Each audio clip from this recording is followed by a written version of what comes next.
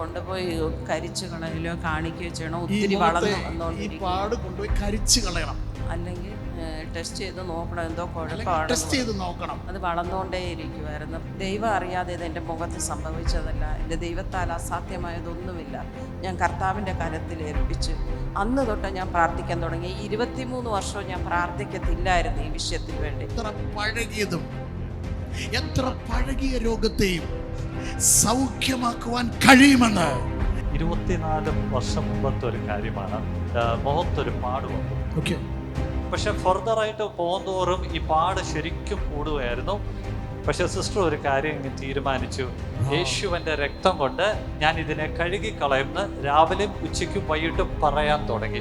എല്ലാ ദിവസവും 3 നേരം യേശുവിൻ്റെ രക്തത്താൽ കഴുകുന്നു പറഞ്ഞപ്പോഴത്തേന് ആ പാട് മാറി. അതൊരു നല്ല വിശ്വാസമായിരുന്നു അല്ലേ? ഇപ്പം എനിക്ക് ദൈവം അത് പൂർണ്ണമായും മാറ്റി. എൻ്റെ ഫോട്ടോ കണ്ടറിയാം, നല്ല കറുത്ത് നല്ല ഇതായിട്ട് ഇരിക്കുമായിരുന്നു. വചനം വായിച്ചാൽ അത്ഭുതം നടക്കുന്നു. എത്ര പേർ വിശ്വസിക്കുന്നു?